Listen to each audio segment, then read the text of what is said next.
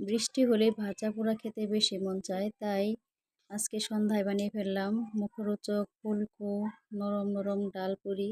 ডালপুরি খেতে খুব ভালো লাগে। আপনাদের কার কীরকম লাগে কমেন্ট বক্সে জানিয়ে যাবেন। আসসালামু আলাইকুম, কেমন আছেন সবাই? আল্লাহর রহমতে আমিও ভালো আছি। ডালপুরি তৈরির জন্য আমি আগেই ডোটা বানিয়ে রেখেছিলাম।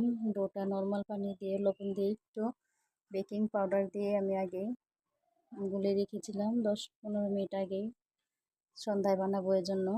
আর ডাল একটু সিদ্ধ করে রেখেছি, ডালটা আমার সিদ্ধ হয়ে গেছে। এখন আমি ছোট ছোট রুটি বানিয়ে তার ভেতরে সেই ডাল সিদ্ধ একটু দিয়ে আবার রুটি বানিয়ে ছোট ছোট করে রেখে দেবো। সবগুলো একসাথে ভেজে নেব। খারাপ সময় না আসলে বোঝাই যায় না আপনার চারপাশে প্রতিবেশী আত্মীয় স্বজন মানুষগুলো কেমন। যতক্ষণ আপনার টাকা থাকবে দেখবেন চতুর্দিকের মানুষগুলো খুব আপনজন। বিপদে পড়লে বুঝতে পারবেন।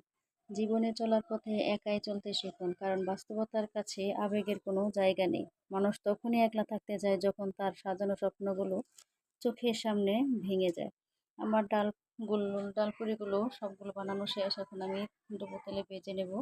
প্রথমে একটা দেখলাম কিরকম হয়, একটা মোটামুটি ভালোই ফুলেছে। এখন সাথে আমি আরও কয়েকটা দিয়ে দেব। এই ডালপুরির সাথে খাওয়ার জন্য আমি কিছু ডাল বোনা করেছি, তারপরে সস আছে, যে যেটা দিয়ে খেতে চাই দেওয়া যাবে। সময় তেলের জিনিস খেতে মন চায় না, তবে বৃষ্টি হলে এই কিছুদিন যাবৎ অনেক বৃষ্টি হচ্ছে, তাই প্রতিদিনই কিছু না কিছু ভাজা পোড়া খাওয়া হচ্ছে। এর জন্যই আজকে আমরা ডালপুরি তৈরি করেছি। গতকালকে বানিয়েছিলাম সমোচা।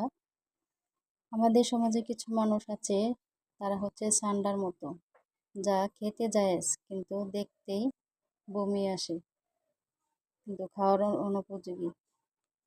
সেরকমই কিছু আত্মীয় স্বজনও আছে সান্ডার মতো, শুধু নামই আত্মীয় কিন্তু কোনো কাজের না। সবসময় আপনার ক্ষতির ধান্দায় থাকবে। কখন আপনার ক্ষতি হয়, আপনি বিপদ পড়লে সে অনেক খুশি হয়। পুরিগুলো আমার ভাজা প্রায় শেষের দিকে।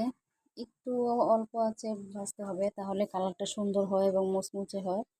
আমার পুরিগুলো তো প্রায় লাল লাল হয়ে আসছে। আমি প্রায় নামিয়ে নেব এখন। নামিয়ে নেওয়ার পরে আমি এখন তাদেরকে ডাল আর সস দিয়ে খেতে দেব। আপনারাও আমার পাশে থাকবেন। যারা এই পর্যন্ত ভিডিওটা স্কিপ না করে দেখেছেন তাদেরকে অসংখ্য অসংখ্য ধন্যবাদ। লং ভিডিও সচরাচর দেওয়া হয় না, আমি শুক্রবারই চেষ্টা করি লং ভিডিও দেওয়ার জন্য। এতক্ষণ ধৈর্য ধরে যারা দেখেছেন তাদেরকে অন্তরের ভালোবাসা রইল। আর পাশে থাকবেন, আমিও আপনাদের পাশে থাকবো ইনশাল্লাহ। ভালোবাসা ও দোয়া রইল। অসংখ্য ধন্যবাদ।